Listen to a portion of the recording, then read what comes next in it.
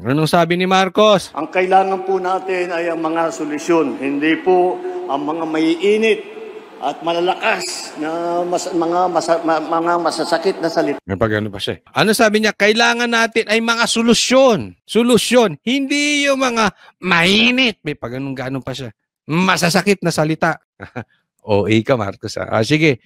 Okay? So, focus tayo. Kung susundan ko yung sinasabi ni Marcos, focus tayo sa solusyon. Hindi yung magbabatuhan tayo ng masasakit na salita o yung maiinit na salita laban sa kalaban. Yan ang ibig niyan sabihin dyan. Di ba? So, solusyon. Okay? Tuloy tayo. Pakinggan natin. Anong solusyon, Marcos, sa problema sa taas ng bilihin ng bigas, taas ng bilihin ng gasolina, sa pagbaba ng presyo ng shabu, at dumadami ang adik at saka yung kriminal, dumadami po. Dumadami ang gutom. Anong solusyon natin doon? Ipapaglaban natin ang ating soberanya. Huwag nilang aakalain na tayo ay papayag na kunin sa atin na kahit isang isla, kahit isang bato na nasa teritoryo natin, alamin nila lahat, hindi po tayo papayag. Yan, yun ang solusyon niya. Doon sa presyo ng bigas, sa criminality, sa peace and order, sa mga drug addict, hindi tayo papayag na kuhanin nila kahit isang isla at kuhanin nila kahit isang bato dito sa Pilipinas. So sa madaling salita, ang pinapatamaan niya rito yung China. Hindi kami papayag kuhanin nyo yan. Tapos, connect natin kay PRRD. China, connect kay PRRD. Anong sabi niya? Huwag tayo mag-focus doon sa maiinit na salita. Solusyon. Marcos, fake news ka. Anong solusyon doon? Anong solusyon sa sinasabi mong yan sa taas ng presyo ng bilihin? Alam mo ba, yan ang pinaka-concern ng mga Pilipino ngayon. Not the impeachment of BP Sara. Hindi yung away nyo ni BP Sara. Not even your drug addiction. Di umano na sinasabi ni PRRD, yung gutom nila. Anong solusyon? Wala sa China. Napaka-cheap shot ng sinasabi nito si Marcos. Di ba? Naalala nyo si Tito Soto, napanood ko yung interview nyo, even si Erwin Tulfo sinasabi, ayaw namin ng negative campaigning. Pero to si Marcos, patuloy pa rin ng fake news. Di ba? Sinasabi niya, huwag tayo sa negative campaigning. And yet, here he is, naninira. China, okay. Una niya sinabi, China. Pangalawa, Huwag tayo. Tingnan niyo reaksyon ng tao. I challenge you, even the bashers. Marami na akong naatinan na may sug. Marami na akong naatinan na sortis ni Pastor Kibuloy. Rallies at sortis ni Isko. Hindi ganito taong bayan. Tingnan ninyo ang reaction. Walang pakialam. Susunod sa kagustuhan ng ibang tao. Palakpakan. Tingnan mo yung tao. Tingnan niyo yung tao. Are they excited? O pinagsuot, binigyan ng t-shirt, upo kayo sa harap, magsuot kayo. Kasi tingnan nyo yung t-shirt nila sa ilalim nakasuot pa nga. Kaya binigyan ng t-shirt, yan yun. NR. Ako magtatanong lang Magtatanong lang. Kasi may mga balita ako, sa mga ganyan daw may bigayan. Of course, sasabihin na naman ni Claire, wala kayong patunay dyan. Kaya nga nagtatanong lang. Pero isang quality ng bayaran, wala sa puso yung ginagawa. Pansinin nyo yan. Pansinin nyo. A-attend lang yan para makuha yung pera. Pagkatapos niya wala. Ang mukha niyan, pwede mo ilaban ng poker. Blank face. You want to see blank faces? Look at the picture. Ngayon kung bayad or hindi ko alam. Be the judge. Kasi yung taong gusto ron, kahit harangan mo sa gate, makikipag-away sa gwardya para makapasok. Hindi ko sinasabi makipag-away kayo sa gwardya, makipag-away kayo sa pulis.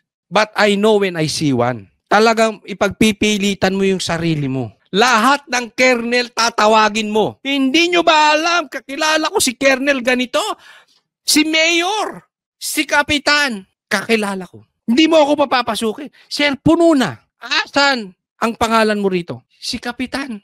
Ninong ko, hindi mo alam? Gusto mong patanggal kita dyan sa pwesto? Hindi ako gumagano na. Nakakakita tayong ganon. Ito bang mga taon to mukhang nakipagpilitan para makapasok? Kayo humusga. Kayo ang humusga ng mga bayarang crowd. Remember this, nahuli sila. Pinagsuot yung mga pulis ng pula. Bakit hindi kayang punuin? Kunwari security. Hindi kayo makakita ng ganyan sa sorties ng PRRD, ng PDP. I challenge you, yung mga tao makikipag-away pa sa gate, makapasok lang. Ng ibang bansa, hindi naman po kailangan na pumasok tayo sa karahasan.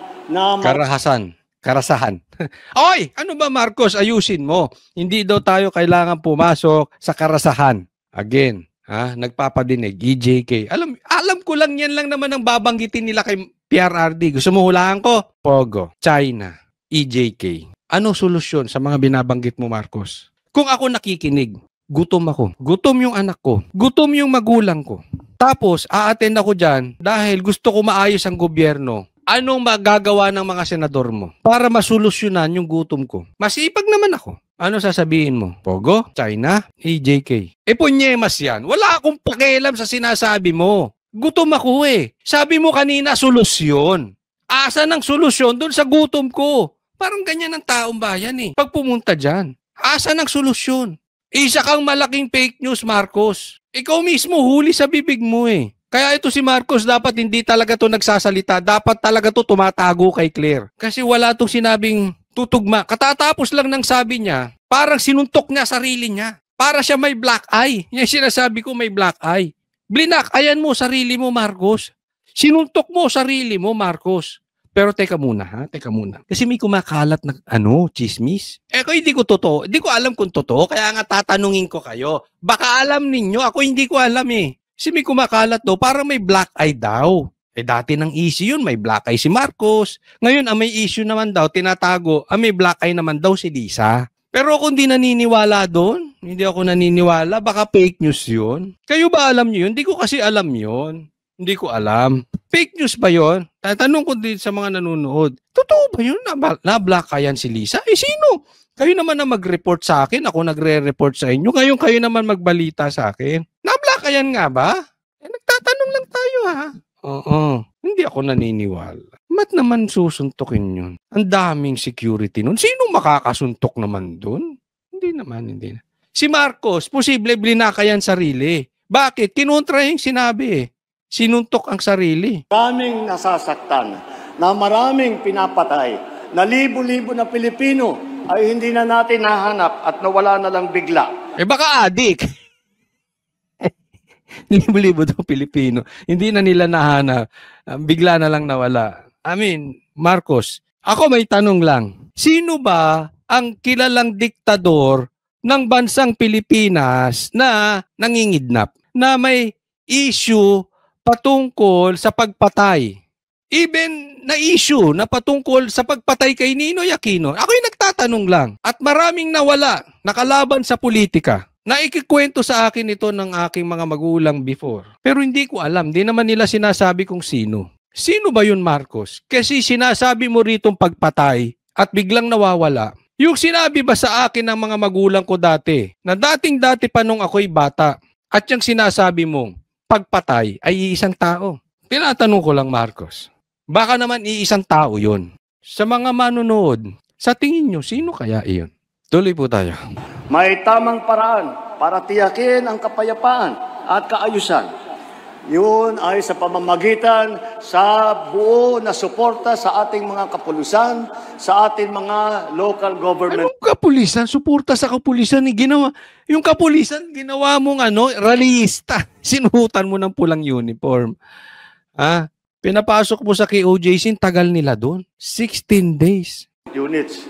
Dahil sila po ang talagang namamahala na matiyak na maganda ang takbo ng buhay, na ligtas ang ating mga kababayan at hindi sila kailangan mag-alala na sila'y masasaktan. Hindi sila kailangan Ano ka ba? AI? Hindi daw sila kailangan mag-alala. Sige. Sila'y mananakawan, sila ay papatayin. Hindi natin. Sino bang magnanakaw? Sabi, hindi sila mag-aalala na sila ay nanakawan at papatayin. Sino bang magnanakaw? Huwag nyo masyadong pansinin yung mga magnanakaw na pipitsugin. Alam nyo kung anong nakakatakot na magnanakaw? Yung nakabarong. Oo. Yung linisan na nakabarong na buhaya. Kung makapagnakaw, hindi magnanakaw yan ng cellphone. Nanakawin sa inyo kinabukasan mo. Bilyon kung magnakaw. Milyon. Narinig nyo na ba yung 30-30-30? Kada putak 30. Nadinig nyo na yon. Ako hindi pa. Kailangan umasa sa mga illegal na mga gawain kagaya po ng pogo. Kita nyo na? Okay. Balik tayo dun sa halimbawa ko. Halimbawa, ikay nakikinig at ikay gutom. Anong pakialam ko dyan sa pogo-pogo mo? Ang gusto ko marinig, kailan nyo aayusin yung presyo ng bigas? Kailan ka magbibigay ng maraming trabaho sa Pilipinas? Ano ang madudulot ng mga senador mo na batas para maiwasan natin ang korupsyon? Dahil korupsyon ang number 1 problema natin. Katulad nung bumagsak na tulay, billion po ang ginastos, gumuho lang. Flood control projects na ginastosan ng bilyon, anong nangyari dumating ang baha? Patay yung mga tao. Ginastosan na ng bilyon, patay pa. Why? Because of corruption. It's not because of El Nino o La Nina o yung sinasabi nilang nag-change ang weather. That is an excuse coming from a stupid idea. Na ginawang pugad ng pagsasamantala sa ating mga kababaihan, naging pugad ng karahasan. Kaya po tayo binan na po natin yan at hindi po tayo papayag na babalik yan dahil nakita na natin na napakasama ang nangyari sa ating mga kababayan dahil po dyan sa pogo. Palakpakan naman, napakalinis ni Marcos talaga. Napakalinis ni Marcos. Palakpakan natin ang pinakamalinis na bagong Pilipinas. Napakalinis na walang kaduda-dudang hindi sangkot sa droga. Palakpakan natin si Marcos. Di ba? Blinakayan mo yung sarili mo. Salita-salita ka pa. Ang solusyon po ay hindi sa mga illegal na gawain. Ang solusyon po ay nasa tunay na trabaho, nasa magandang kabuhayan at suporta sa maliliit at sa mga nangangailangan. Ayan, kita mo? Nasa solusyon, nasa dulo. Paano mo gagawin? Here you are again. Naalala nyo anong pinangako sa inyo ng mama na ito at yung iba sa inyong nanonood sa akin ay naniwa. Hindi ko po kayo sinisisi ha. Welcome to my channel. Kaya lang, pinapaalala ko lang para hindi na naman tayo mabudol. Okay? Anong style nito? Mangangako ng generic. Anong pangako nito? Unity. Magkakaroon tayo ng pagkakaisa. Napaka-generic na ng pangako mo, hindi pa natupad. Watak-watak nga kayo. Pagkakaisa na nga lang ang pangako mo. Walang kwenta. Basahin natin. Ito po yung interview sa Radyo 360 ni Doris Bigornia and Alvin El Chico.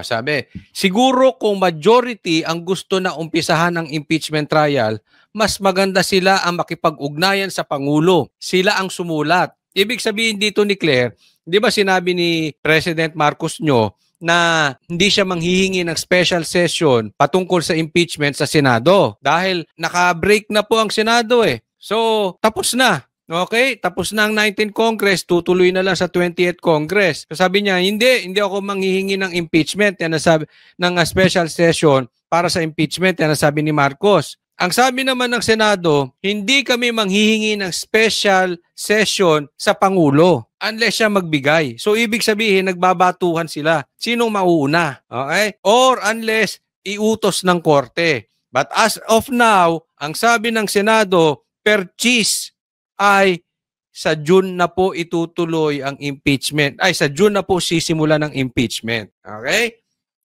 Sila ang mag-request kahit hindi kumikilos ang Senate President. Ito si Claire kabago-bago. Pala desisyon. Hindi, may kayabangan to sa utak. Siguro, abogado tapos vlogger, hindi madaldal katulad natin. Ay, nako. Ito naman ang sinabi. Pinahiya ito ni Cheese. Pinahiya kasi ito yung interview. So ito ibig sabihin, alam niyang makakarating kay Claire at alam niyang makakarating sa presidente at alam niyang makakarating kay Lisa. Na hindi niyo alam ko hindi niyo nalilimutan na ginawang waiter ni Lisa Marcos ito si Cheese Escudero. Hindi naman waiter, 'di ba? Alam mo, uminom siya ng alak, kinuha yung alak ni Cheese. Uminom ng alak si Lisa, tapos ibinigay kay Cheese. Parang okay, Senate President, for now, for today, waiter ka muna. So alam niyo makakarating itong sa sinabi ni Cheese patungkol kay dito kay Epal, ito kay Madam Madam Claire. Parang si Madam Auring ito eh. Oo. Patawarin na lang natin siya. Bago lang siya at baka excited pa. Medyo malaman yun. Ha? Sa madaling salita, ang ibig niya sabihin dito kay Claire, parang bagito. Walang alam sa politika. Kaya excited. Yung galawan niyang yun, rookie. It's a rookie mistake. Sa madaling salita, hindi lang dinerecho ni Cheese. Pero remember, kung paano pinaliwanag ni Claire yung patungkol sa suka. Ang ibig lang daw sabihin, nung sinabi ni Marcos na parang pinabili ng suka, ito ay wala pang kaalaman o mangmang pa sa Senado. Ito mga ibang tumatakbo sa partido ni PRRD. Para lang pinabili ng suka. Mangmang wala pang alam. Parang ganito rin ang sinabi ni Cheese. Parang pinabili pa lang ng suka, etong si Claire. May pagka-gentleman lang ang pagkakasabi ni Cheese Escudero. Kasi si Marcos, alam mo naman, may bastos talaga yun. So hindi may pagka-gentleman ang banat ni Marcos. Talagang bastos. Ito si Cheese, gentleman. Agree ba kayo sa akin? Doon sa man nag-agree, sabihin nyo naman dyan. Hindi, pero totoo ha. Parang gentleman ang pagkakasabi niya na, eto si Claire, pagpasensyahan na lang natin. Bago lang at baka excited pa. Ano ibig sabihin nun? Mangmang pa kasi yan si Claire. Walang alam yan sa politika, kaya excited pa. Doon sa mga lalaki, kaway-kaway dyan, alam ko maraming akong kaedad ditong nanonood na lalaki. Diba? Doon sa mga taong bago sa basketball, yung magaling lang sa laro, pero pag liga na, parang excited parati. Hindi makaano yung kilos ng kilos. Diba? Kangkarot kung tawagin. Bakit excited? Walang alam sa liga. Nagigets nyo? Ganito to, pagdating sa politika, kasi iba yung meron kang head knowledge at meron kang knowledge from the ground. Nagalawan ng politiko. Ito, sobrang daldal ni Madam Auring, ni Claire, kaya tuloy lumabas yung natural. Pinabili ng suka. Mangmang, walang alam, rookie, baguhan sa politika. Pagpasensyahan nyo na yan. Parang hindi namin papansinin niya kami matatagal na sa Senado. Ayan. Nakaligtaan lang siguro niya na siya ang tagapagsalita ng Pangulo. Na anumang sinasabi niya sa mikropono, yan ay galing sa Pangulo. Na duda ko, ang sinabi niya ay kabilang na yun ay galing mismo sa Pangulo. Okay, so talagang diniretso na dito ni Baka yung sinasabi ni Claire, gustong iparating sa akin na dapat tayo ang manghingi ng special session kay Marcos. Binasag niya na rito si Marcos. Bakit? Sinasabi niya, nakakaligtaan niya siguro, anumang sinabi niya sa mikropono, yun ay galing sa presidente. Hindi ako nagsabi nun, ha? Sabi dito sa report na ito. Nakuha ko lang ito. Okay, totoo man tong balita na to o hindi? Attorney Claire, totoo ba yan? Kasi alam nyo, eto yan, ha? Sinabi ni Pangulong Marcos na ayaw di umano niya na magkaroon ng spokesperson. So wala siyang spokesperson. Pero kumuha siya ng vlogger na bagito, na yusik, na daldal ng daldal, na ang trabaho dapat ay PCO, ay dapat parang siya ang naghahatid ng balita sa press. Ano ang magagandang ginagawa ng gobyerno ni Marcos? Ito yung proyekto. Ito yung ating schedule. Ito yung mga future plans. Yung patungkol sa gobyerno, yung magaganda, lumalabas dito. Kinuha niya ito, si Claire. The same thing na kung bakit niya kinuha si Gadon. Dahil si Gadon, wala nang nakikinig. Pansinin nyo, putak ng putak ng putak ng putak ng putak si Gadon. Wala nang media magnet. So ginaya niya yung style ni PRRD. Alam naman natin si PRRD, isa sa nagpanalo talaga kay PRRD vloggers. We all know that kung gaano naka-influence ngayon ang mga vloggers. So kumuha siya ng vloggers, lagyan mo ng posisyon, tapos hayaan mo siyang pumutak ng pumutak the way she is. Pero ito lang ang ipuputak mo. Gaya ng sabi ni Cheese Escudero, anumang sinasabi niya sa mikropono, yaan ay galing sa Pangulo. So sa madaling salita, si Marcos nagtago sa saya ni Claire. Ang masakit kasi nito, ang pangit po kasi dito at nakakalungkot. Si Marcos nagtatago na naman na ayaw ko ng spokesperson. Yung bait-baitan, remember this. Kaya marami siyang nabudol. Umamin kayo, yung mga nabudol dito. Diba? Bakit? Kasi tahimik siya eh. Tapos pinagtatanggol lang siya ng mga vloggers niya. Diba? Inaapi siya. Remember this. Isa kami sa bumabanat kay Marcos ever since, even before the election. Ayaw sumagot ng mama na yan. Pero alam nyo kung sino umaatake sa amin? Vloggers. Kunwari mabait siya. Here we go again. Ito na naman si Marcos. Bait-baitan. Oh, bait-baitan na naman siya. Hindi ako ganyan. Hindi ako makipagbarahan. Ang gumagawa ng dirty jobs, dirty works, si Claire. Kahinaan po yun. Dapat kung meron kang gustong sabihin, sabihin mo. Huwag kang magtago nung pa-style mo. Yung corny-corny talaga. Gagaya siya kay Marcos, gagaya siya kay PRRD, babakbak siya, babakbak. Tapos urong. Tapos hayaan mo yung vlogger. Diba? Kung makikipag-aasaran ka kay PRRD, makipag-aasaran ka todo-todo. Huwag kang tumatago. Kasi iwas pusoy si Marcos. At yun nga mga kababayan, anong masasabi niyo sa balitang ito? Maaring ihayag ang inyong opinyon at kuro-kuro sa comment section sa ibaba. Huwag din kalimutang mag-like, mag-subscribe at mag-share sa bidyong ito. Maraming salamat sa panonood.